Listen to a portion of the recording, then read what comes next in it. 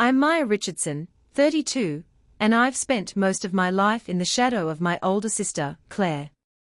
She's 3 years older than me, and she's always been the favorite, smart, social, and could charm her way out of anything. Meanwhile, I've been the responsible one, which apparently is just code for the one who gets to do all the work and gets none of the credit. When I secretly bought my dream cottage without telling my family, I thought I'd finally have something that was just mine. I was wrong. They'd already planned for Claire's whole family to move in with me, for free. What happens when family entitlement meets legal boundaries? Have you ever had to choose between family harmony and your own dreams? Before we dive into this story of manipulation, breaking and entering, and the sweetest revenge served by the justice system itself, let me know in the comments. Do you think I should have told my family about the house? Hit that like button if you've ever felt invisible in your own family, and subscribe, because this family drama has more twists than a pretzel factory. Growing up, Claire always got the best of everything. Birthdays meant huge backyard parties with bounce houses and pony rides for her, while I got pizza parties in the dining room with grocery store cake. Christmas brought Claire the Barbie dream house, while I unwrapped second-hand knockoffs with missing elevators. My parents would just say, "You don't need all that fancy stuff, or be grateful for what you have, Maya." I was grateful, I just couldn't help but notice that Claire's gratitude was never required in the same way. The real divide hit when I reached college. I'd worked my butt off in high school, juggling AP classes and extracurriculars to keep my GPA high. I'd been accepted to a local university, and thought I had a solid plan: commute from home to save on dorm costs. Claire had gone to her dream school, and my parents had covered everything. I figured they'd help me out too. Wrong? When I brought up my plan to live at home, Mom looked at me like I'd suggested we move to Mars. "If you're staying here, you'll need to contribute," she said matter-of-factly. Claire got a full ride from us because she deserved it. "You need to learn responsibility." I couldn't believe it. I was 18, about to start college, and they were already talking about me paying rent. Contribute turned out to be $400 a month for rent and utilities, and of course I was expected to buy my own groceries. That doesn't sound like much until you're a broke college freshman working part-time at a bookstore for $9 an hour. I tried to argue. I reminded them how they'd covered everything for Claire, how she never had to worry about money in school. Mom just shrugged. "We gave Claire what she needed," she said. "You're different. You're independent. You'll figure it out." So I did. I picked up as many hours as I could at the bookstore, sometimes skipping meals to make ends meet. I'd walk past the campus coffee shop every morning, envying the students who could afford lattes and pastries. Meanwhile, I was brown bagging peanut butter and jelly sandwiches and drinking free coffee from the bookstore break room. I don't think I bought a single textbook at full price. I got all of mine secondhand or borrowed from the library. Every month, I handed over the $400 to my parents while Claire was off at her out-of-state school, living in a shiny new dorm that my parents had paid for. She called me once to complain about how her dorm's AC wasn't cold enough, and I just about lost it. I didn't even have AC in my car because I couldn't afford to fix it. My parents still sent Claire spending money every month. I overheard Mom once on the phone saying, "We don't want her to struggle. College is hard enough." I stood there in the kitchen holding my dollar ramen noodles, wondering why none of that compassion ever extended to me. To make things worse, my parents constantly praised Claire for her achievements. She got a 3.2 GPA in her communications program, and they threw her a huge graduation party, with a catered buffet and a DJ. When I graduated with a 3.9 and a degree in computer science, we had a quiet dinner at home. Mom made lasagna and said, "Well, we don't want to make a fuss." Looking back, I think what hurt the most wasn't the lack of financial help. It was the clear message that I didn't matter as much. Claire was always framed as the star, the one with potential, while I was just there. Even when I succeeded, it was brushed off.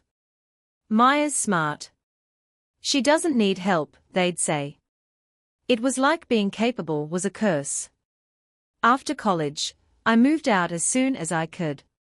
I found a tiny apartment near my first job, and started building my life on my terms. It wasn't easy, but it felt good to finally be free from their expectations. I worked hard, lived frugally, and started saving. Meanwhile, Claire married Josh, who my parents adore despite the fact that he's always between jobs. They have 3 kids now, Emma, 5, Mason, 4, and baby Zoe, 2. My parents are constantly bailing them out. When their car broke down last year, my parents gave them money for a new one. When Claire complained about how stressful it was to keep up with 3 kids, Mom and Dad offered to babysit every weekend. I wish I could say it didn't bother me anymore, but it does. No matter how much I achieve on my own, it feels like I'll always be second place to Claire. That's why I don't tell my family much about my life anymore.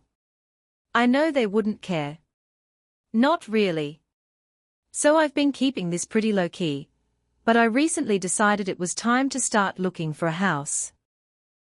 I've been renting this tiny apartment for years, paying way too much for what's basically a glorified showbox, and I've been saving for what feels like forever. I finally hit the point where I was like, you know what? I deserve this. Here's the thing. I didn't tell my family, not because it's some huge secret, but because they can't just be happy for anyone. Everything turns into a group project with them. If I mentioned it, I knew they'd start making it about Claire and her kids, and how whatever I get should somehow benefit them. So I figured it was easier to just keep my mouth shut until it was all said and done. Apparently, that was too optimistic. I don't know how this happened, but a woman I work with, let's call her Sarah, managed to let it slip. Sarah is one of those people who's always in everyone's business. And I guess she casually mentioned to someone that I was house hunting. That someone just happened to be Claire's neighbor, and from there, the news traveled like wildfire.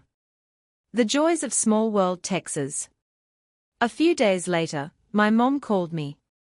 Maya, she said, all overly cheerful. Why didn't you tell us you're looking for a house? I should have known better, but I played dumb. Oh, I'm just browsing around right now. Nothing serious. Well, Claire and I were talking, and we have some great ideas for you. You're going to need something big enough for everyone. You know, at least 4 bedrooms for the kids, of course. What? What kids? I don't have kids. She kept going like this was the most normal thing in the world. You'll need space for Claire's family when they visit, and for us too. Oh, and it'd be great if it was close to Claire's place. I don't know why I was surprised. Somehow, she'd already turned my potential house into the solution for their problems. I mumbled something noncommittal and got off the phone as fast as I could, hoping it was a one-time thing. But oh no, it wasn't. From that day on, my mom and Claire started flooding me with house listings. I'm not exaggerating when I say it was like a part-time job for them. Every day I'd get at least a dozen links to these ridiculous houses, huge places with 4 or 5 bedrooms, pools, 3-car garages, the works.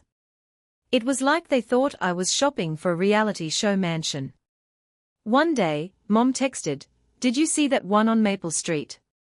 It's huge, just perfect." Another time, Claire sent me a link to a 6-bedroom house with a note that said, "This would be so perfect for us. We could finally have space to spread out." I stared at the message for a good minute, wondering how my buying a house had somehow become a group effort. The worst part was they weren't even trying to pretend it was about me anymore. Every single house they suggested was geared toward Claire's family. This one has a finished basement. Josh could turn it into his man cave. The kids would love the pool in this one. Look, Maya, there's even a guest room for Mom and Dad when they visit. It was exhausting. At first, I tried to gently steer them away, reminding them that I was looking for something small just for myself. But that only made things worse. That's when I decided to stop replying. I muted the group chat and ignored their texts. I figured they'd eventually get the hint and move on. Meanwhile, I kept looking for houses on my own. I'd spend my evenings scrolling through Zillow, and my weekends checking out open houses. I didn't tell anyone where I was going, and I made sure to avoid anything remotely close to Claire's neighborhood. The last thing I wanted was to run into someone who might blab to my mom. After weeks of searching, I finally found the one, a small 2-bedroom cottage just outside the city. It had everything I wanted. A cozy little porch, a sunny kitchen, and a backyard big enough for a garden. It wasn't fancy, but it felt like home. The second I walked through the door, I knew it was mine. I put in an offer, and a few nerve-wracking days later, it was accepted. I can't even describe how good it felt. For once in my life, I was doing something entirely for myself without anyone else's input. Of course, I didn't tell my family. I figured I'd let them keep sending their helpful suggestions while I quietly moved forward. But then my mom called me out of nowhere and said, "We are having dinner next weekend. You're coming, right?" I almost said no. But then I thought, you know what? Let's just get this over with. So I'm going to this dinner, and I already know what it's going to be like. They'll probably have a whole PowerPoint presentation ready. Here's the fun part, I'm planning to drop the bomb that I already bought a house. I'm not going to sugarcoat it either. I can already hear the dramatic gasps and complaints. I showed up at my parents' house last Saturday, at exactly 6 p.m., trying to mentally prepare for whatever nonsense they were going to throw at me. The second I walked in, it was already chaos. Claire's kids were running around screaming, Josh was parked on the couch watching TV, and my mom was bustling around the kitchen. She glanced over and said, "Oh good, you're on time for once. Off to a great start, right?" We sat down for dinner, and at first it was the usual small talk. Dad complained about gas prices, Josh ranted about something at work, and Claire was whining about how hard it is to manage 3 kids.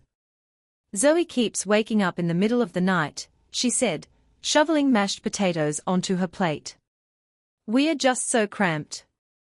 I feel like I'm losing my mind." I knew where this was going, but I played along, nodding sympathetically while I focused on my lasagna. Then my mom cleared her throat in that way she does when she's about to make an announcement. "Maya," she said with this over-the-top smile, "we've been talking, and we think we found the perfect house for you." I nearly choked on my water. Of course they'd come armed with a plan. "Oh," I said, keeping my voice as neutral as possible. "Yes," Claire chimed in. "It's a beautiful place, and it's only a few blocks from us. It has 5 bedrooms, a huge yard for the kids, and even a guest suite." Mom jumped in before I could respond. "It's perfect for everyone. There's enough space for the kids to finally have their own rooms, and Josh could even set up an office. Plus, it's in such a great neighborhood, close to good schools." I just stared at them, completely dumbfounded. They weren't even trying to pretend this was about me anymore. "So," Claire said, smiling like this was a done deal, "we can go see it tomorrow if you want." That's when I decided I'd had enough. "Actually," I said, putting down my fork, "I already bought a house." The room went dead silent. Even the kids stopped making noise. "What?" Mom said, her voice sharp. "I bought a house," I repeated. "It's a small 2-bedroom cottage just outside the city.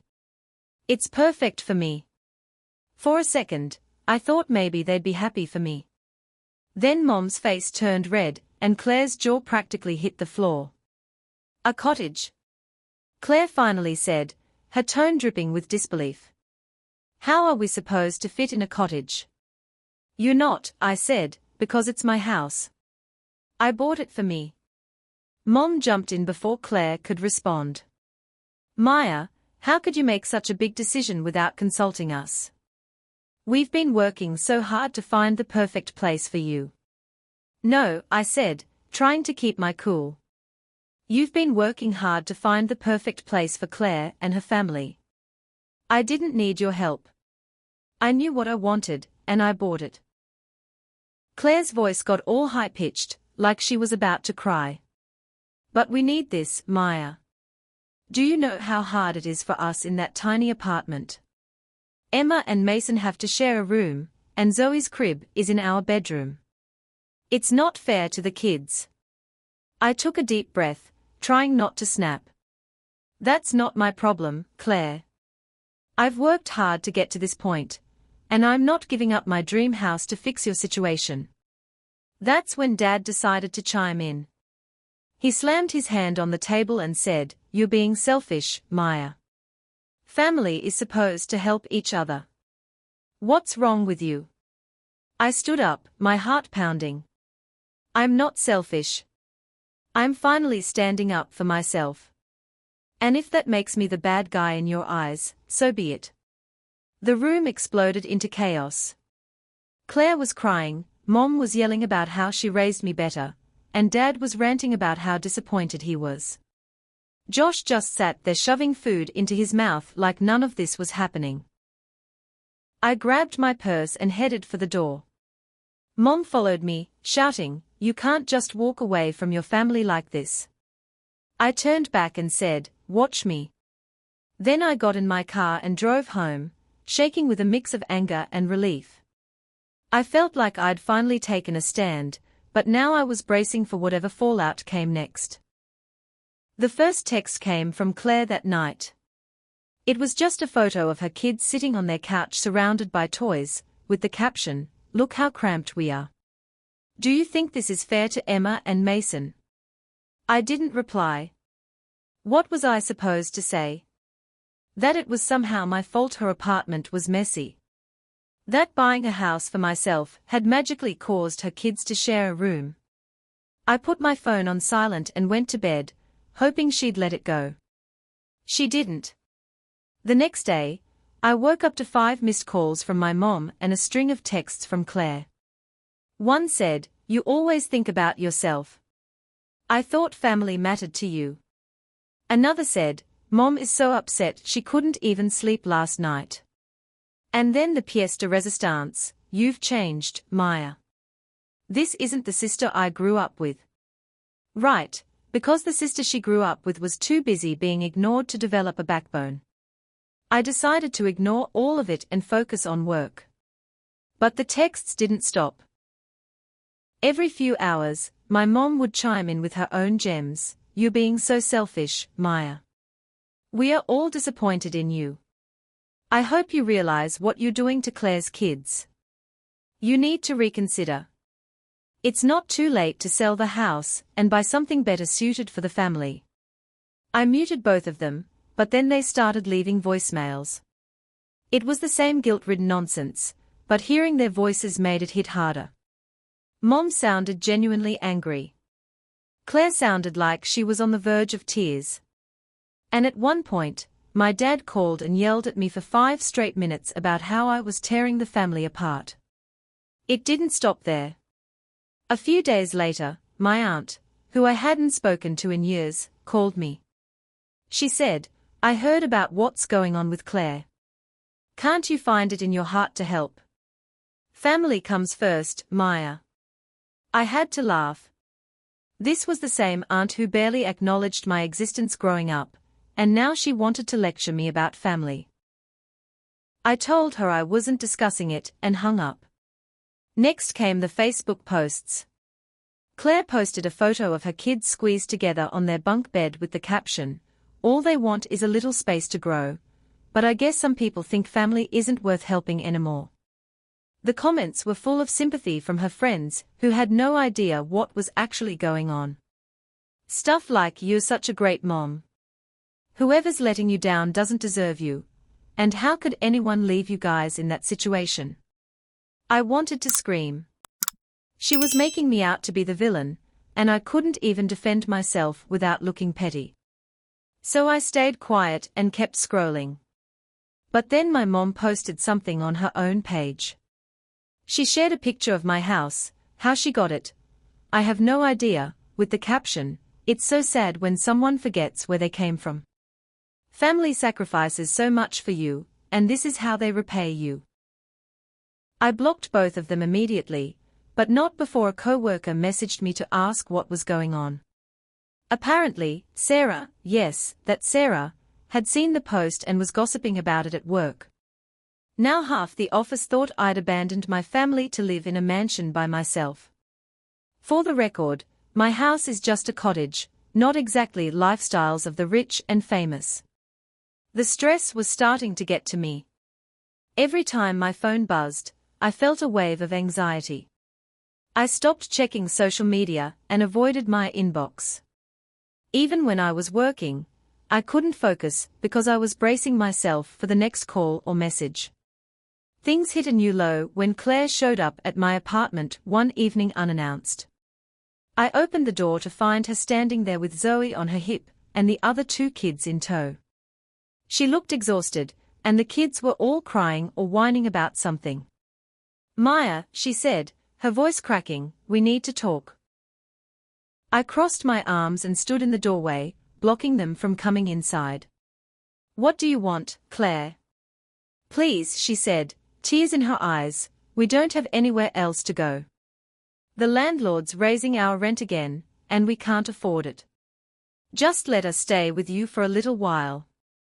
The kids need stability." I felt my heart sink, but I stood firm. "Claire, I'm sorry you're struggling, but my house isn't an option. It's not big enough, and honestly, this isn't my responsibility." She stared at me like I'd just kicked her puppy. "So that's it? You're just going to let us suffer?" "I'm not letting you suffer. I've worked hard to get where I am, and I'm not going to let you guilt me into giving it all up." She muttered something under her breath, then turned and stormed off, her kids trailing behind her. I shut the door and leaned against it, feeling a mix of guilt and relief. The next morning, my mom called to tell me I was heartless for turning Claire away. She accused me of being cold and ungrateful, and said I was going to regret it someday. I hung up without saying a word. Even as I'm writing this, their texts are popping up non-stop on my phone. Mom's sending walls of guilt-ridden paragraphs, and Claire's firing off photos of the kids. I even got a voicemail from Dad just now that started with "I hope you're happy," and I didn't even bother listening to the rest. I can't take it anymore. The first thing I'm going to do tomorrow morning is change my number, and only give it to trusted friends and my work. It's clear they are not going to stop until I completely cut them off. After I changed my number, I went ahead and blocked them on everything: Facebook, Instagram, even the random relatives who might have tried to mediate. It felt so good to finally cut them off. But of course, it didn't take long for things to get messy again. I should have known the peace wouldn't last. It all started last weekend, when my mom showed up at my house unannounced. I was in the backyard trying to figure out how to plant lavender. Google makes it look so easy, but I'd already killed 3 plants, when I heard someone knocking on my front door. At first, I thought it was my neighbor or maybe a delivery. But when I got to the door, there she was, my mom, standing on my porch with a pie in her hands and the fakest smile I'd ever seen. "Hi, Maya," she said, like she'd just stopped by for a casual visit, and not after weeks of me ghosting. "Ah, hi," I said, caught totally off guard. I stood there for a second debating whether I should even let her in, but she shoved the pie toward me and said, "I thought I'd stop by and see how you're doing. I brought your favorite, apple." I wasn't sure if I should laugh or cry. "My favorite is cherry, but okay, Mom." Against my better judgment, I let her in. I didn't want to make a scene. She set the pie on the counter, and looked around the house like she was taking inventory.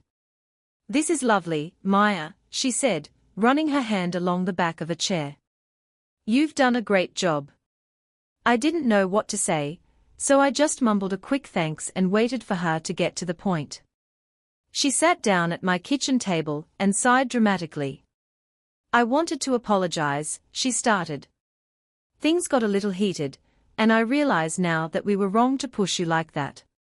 You've worked hard for this house, and I should have respected your decisions." I stared at her, trying to gauge if she was serious. It sounded nice on the surface, but something about her tone didn't sit right with me. Then she launched into this whole speech about how proud she was of me and how the stress of Claire's situation had made everyone act out. "But that's no excuse," she said, giving me this sad, almost pleading look. For a second, I felt myself softening. Maybe she really was trying to make things right. But then she hit me with, "I was thinking maybe we could have a fresh start. I'd love to come over again sometime. Maybe bring Claire and the kids. It'd be nice for everyone to see your new place." And there it was. I tried to keep my cool. "I don't think that's a good idea right now," I said, choosing my words carefully. "Things are still a little tense, and I'm not ready for that yet." She nodded, but I could tell she wasn't happy with my answer. "Of course, I understand," she said, but her smile was a little too tight, and her eyes kept darting around the room like she was sizing up the place. After a few more minutes of small talk, she stood up and said, "Well, I should get going. Thanks for letting me stop by. I really mean it, Maya. I just want us to be a family again." I nodded but didn't say anything. After she left, I locked the door and just stood there for a while, staring at the pie on the counter. Something about the whole visit felt off. For the past few days, I couldn't stop replaying the conversation in my head. Was she being genuine, or was this just another manipulation tactic? The timing seemed way too convenient. She'd spent weeks harassing me, and the second I cut them off, she suddenly shows up with an apology and a pie. It also didn't sit right with me how quickly she glossed over everything that had happened. She didn't even mention the texts, the voicemails, or the fact that I'd blocked her. It was like she was pretending none of it had ever happened, which felt weird. And the whole thing about bringing Claire and the kids over, that didn't feel like a casual suggestion. It felt calculated, like she was testing the waters to see how much I'd let slide. I haven't reached out to her since, and she hasn't contacted me again either. But I can't shake the feeling that this isn't over. Knowing my family, there's probably something else brewing, and I'm just waiting for the other shoe to drop. Have you ever had family members who just can't accept boundaries? Sometimes I wonder if I'm being too harsh, but then I remember everything they put me through. What would you do in my situation? Let me know in the comments below. I could really use some perspective right now. And if you're enjoying this wild family drama, hit that like button and subscribe, because unfortunately, there's more to come. I'm back with another update, and wow, do I have a story for you. Hopefully the last one. I wish I could say things have calmed down, but instead everything has gone from mildly irritating to full-on crazy. I'm officially done giving my family the benefit of the doubt. So, you remember how my mom stopped by with that apology and a pie? At the time, I told you all I had a bad feeling about it. Turns out my gut was right. Something about her visit wasn't sitting well with me, but I couldn't figure out why. She seemed way too interested in every detail of my house, from the locks on the doors to the layout of the rooms. At the time, I brushed it off as her being nosy. But now I realize it was part of a bigger plan. A few days after her visit, I went about my week as usual. Work was busy, so I was mostly holed up in my new home office, focused on deadlines. I wasn't thinking much about my family. Things had been quiet since the visit, and I thought maybe they were finally backing off. Then came Saturday. I'd gone out to run errands in the morning, just the usual stuff, grocery shopping, a stop at Target, and picking up a package from the post office. I got home around noon, bags in hand, ready to put everything away and enjoy a quiet weekend. As I pulled into the driveway, I noticed something odd. Claire's SUV was parked right in front of my house.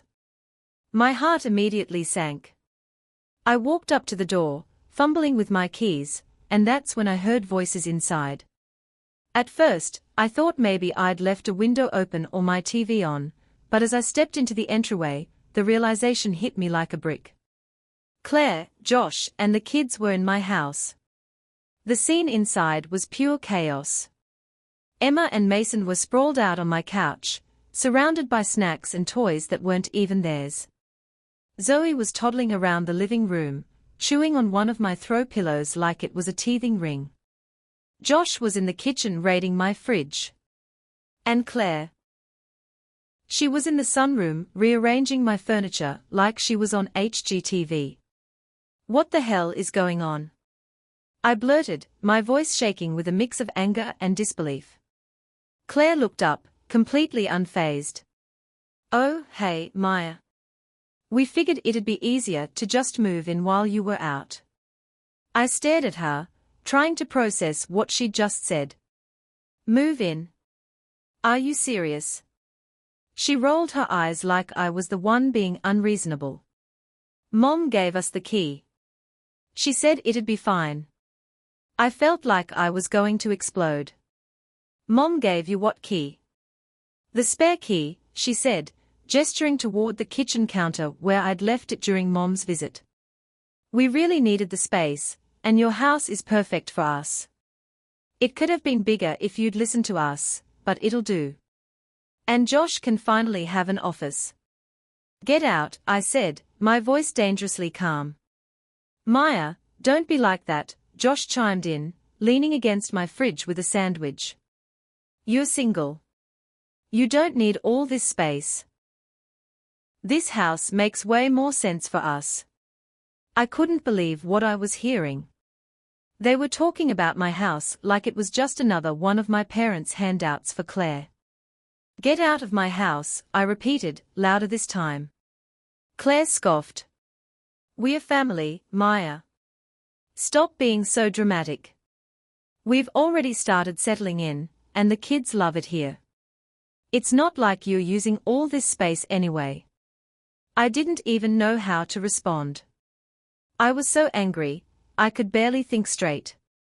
Instead of arguing, I pulled out my phone and started dialing 911. Seriously? Claire said, her voice dripping with disbelief. You're calling the cops on your own family. Watch me, I said, holding the phone up so she could see. When the dispatcher answered, I calmly explained the situation, that my sister and her family had broken into my home and were refusing to leave. Claire and Josh tried to argue with me while I was on the phone, but I ignored them. By the time the cops arrived, I was shaking with adrenaline, but I was also determined not to let them get away with this. The officers were professional but firm.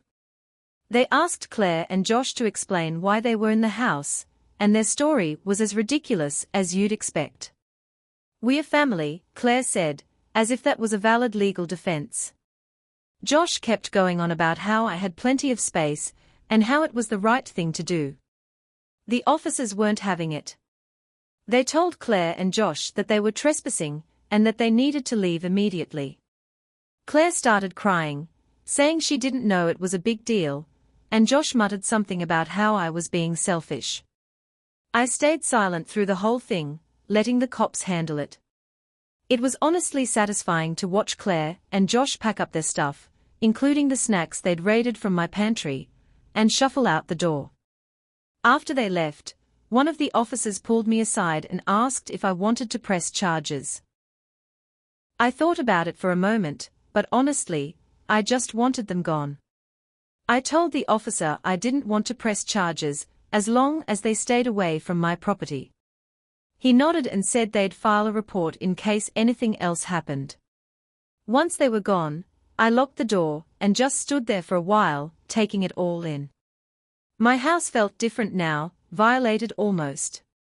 The idea that they just let themselves in without asking, without even caring how I'd feel about it, made my skin crawl. I've already called a locksmith to get all the locks changed, and I'm thinking about installing a security system too. I'm done giving them the benefit of the doubt. This wasn't a misunderstanding, or a moment of desperation. This was entitlement, plain and simple. I'm still trying to wrap my head around the fact that my own sister thought this was okay. And the fact that my mom gave them the key, I don't even have words for that yet. The morning after the break-in incident, I woke up feeling a strange mix of vindication and exhaustion. My house was finally mine again, with new locks courtesy of an emergency locksmith who'd worked late into the night. But I knew this wasn't over. My family had crossed a line that couldn't be uncrossed, and I needed to protect myself legally. I called my lawyer first thing Monday morning, Rebecca Chen, a family law attorney I'd found through a colleague's recommendation. When I explained the situation, there was a long pause on the other end of the line. "Let me get this straight," Rebecca said slowly. "Your mother obtained access to your home under false pretenses, then gave that access to your sister's family without your knowledge or consent." "That's exactly what happened," I confirmed. "And they moved furniture, consumed your food, and refused to leave when confronted." "Yes. I have the police report to prove it." Rebecca's voice grew more serious. "Maya, what you're describing isn't just family drama. This is criminal trespassing, theft of services, and potentially breaking and entering. Even if your mother had a key, she had no legal right to grant access to third parties for permanent residence." That afternoon, I found myself in Rebecca's downtown office, a sleek space with floor-to-ceiling windows overlooking the city. She spread my case documents across her mahogany desk, including the police report, photos I'd taken of the damage to my property, and a timeline I'd compiled of the harassment campaign. "You have multiple options here," Rebecca explained, adjusting her glasses. "We can file for restraining order against all 3 family members. We can pursue civil damages for the cost of changing locks, damaged property, and emotional distress. Or we can press criminal charges." I stared at the documents, feeling the weight of the decision. "What would you recommend?" "Honestly, all 3. Your family has demonstrated a pattern of escalating behavior. The social media harassment, the unwanted visits, and now breaking and entering. This is only going to get worse unless you send a clear legal message." The restraining order hearing was scheduled for the following Friday. I spent the week documenting everything, screenshot after screenshot of the Facebook posts, printed copies of the guilt trip texts, even the voicemails saved to my phone. Rebecca was thorough, preparing a case that painted a clear picture of systematic harassment and boundary violations. The morning of the hearing, I arrived at the courthouse with Rebecca by my side, carrying a thick folder of evidence. The hallway was sterile and intimidating, with fluorescent lights that made everything look harsh and clinical. My stomach churned as I spotted my family huddled together on a bench across from us, Mom, Dad, Claire, and Josh, all looking like they'd rather be anywhere else. Claire kept shooting me wounded looks, while Mom maintained her martyred expression. Dad looked uncomfortable, constantly adjusting his tie. Josh seemed annoyed, like this whole thing was just an inconvenience keeping him from his video games. When our case was called, we filed into the courtroom. The judge, a stern woman in her 50s with graying hair, reviewed the documents Rebecca had submitted. The process was surprisingly straightforward. Rebecca presented our evidence methodically, and the judge asked pointed questions about the timeline of events. "Your Honor," Rebecca said, standing confidently, "the respondents have engaged in a systematic campaign of harassment that escalated to criminal trespassing. My client has repeatedly asked them to respect her boundaries, and they have consistently ignored these requests." Mom's lawyer, a tired-looking public defender, who'd clearly been assigned the case last minute, tried to frame it as a family misunderstanding. He argued that Mom had been given the key voluntarily and that Claire's family was just seeking help during a difficult time. The judge wasn't buying it. She said, addressing my mother directly, "Did you have permission to give this key to anyone else?" Mom squirmed in her seat. "Well, no, but..." "And did you inform your daughter that you were allowing her sister's family to take up residence in her home?" "I thought she would understand." "That's a no, then." The judge's voice was crisp. She turned to Claire. "And you, Mrs. Henderson, when the homeowner asked you to leave, what was your response?" Claire's lawyer whispered something to her, but she ignored him. "She's my sister. Family is supposed to help each other." "That's not how property law works," the judge replied flatly. 20 minutes later, I had my restraining order. All 4 family members were legally prohibited from coming within 500 feet of my home or workplace. They were also banned from contacting me through any means, phone, email, social media, or third parties. As we left the courthouse, I heard Mom call out behind me, "Maya, please. You're destroying our family." I didn't turn around. The civil lawsuit took longer to resolve, but the outcome was even more satisfying. Rebecca was able to prove damages including the locksmith fees, property damage, theft of food and utilities, and something called intentional infliction of emotional distress. The judge awarded me $8,500, plus court costs. But the real victory came when the district attorney decided to press criminal charges. Apparently, my case wasn't the first time they'd seen family members exploit keys and relationships to commit what was essentially burglary. Claire and Josh were charged with criminal trespassing, while Mom faced charges for conspiracy and aiding and abetting. The criminal case played out over several months. Claire and Josh eventually accepted a plea bargain that included community service, probation, and restitution payments. Mom held out longer, insisting she'd been trying to help, but eventually took a similar deal when it became clear the prosecution had an airtight case. The best part? The plea agreements included specific language acknowledging that they had no legal right to my property, and that their actions constituted criminal behavior. It was official, documented proof that I wasn't the villain in this story. During this whole process, I started seeing a therapist named Dr. Sandra Martinez, no relation, despite the shared last name. She helped me understand that what I'd experienced wasn't just family drama, but a form of abuse called parentification, combined with systematic boundary violations. Your family trained you from childhood to believe that your needs and accomplishments mattered less than your sister's, Dr. Martinez explained during one of our sessions. When you finally set boundaries as an adult, they escalated their tactics because the old patterns weren't working anymore. The therapy sessions were eye-opening. I began to understand that my family's behavior wasn't normal or acceptable, and that I wasn't obligated to tolerate it just because we shared DNA. Dr. Martinez helped me develop strategies for maintaining the boundaries I'd established and dealing with any future attempts at manipulation. 6 months after the break-in, I was finally able to enjoy my house in peace. I'd installed a full security system, complete with cameras and motion sensors.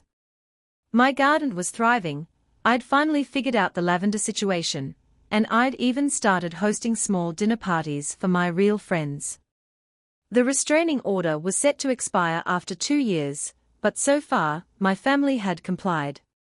I'd heard through the grapevine that Claire and Josh had moved to a larger apartment, partly funded by Claire finally getting a full-time job. Mom and Dad had apparently started going to family counseling, though I had no idea if it was helping. I found myself caring less and less about their situation. The guilt that had plagued me for months gradually faded, replaced by something I'd never experienced before, genuine peace of mind. 2 years later, I'm sitting in my sunny kitchen, sipping coffee from a mug that reads "Property of Maya Richardson, no sharing," a gag gift from my friend Jessica that I treasure more than she'll ever know. The restraining order expired last month, but my family hasn't attempted contact. I think they finally got the message. My cottage has become everything I dreamed it would be, a sanctuary that's entirely mine. The garden is flourishing with tomatoes, herbs, and yes, finally successful lavender. I've painted the living room a soft sage green, hung artwork that makes me smile, and created a reading nook by the window where I spend Sunday mornings with my coffee and whatever novel has caught my attention. The legal battles officially ended 8 months ago, when Claire and Josh made their final restitution payment. The total came to $12,847. Not just for the locksmith and property damage, but for therapy costs, legal fees, and what the court termed violation of peaceful enjoyment of property.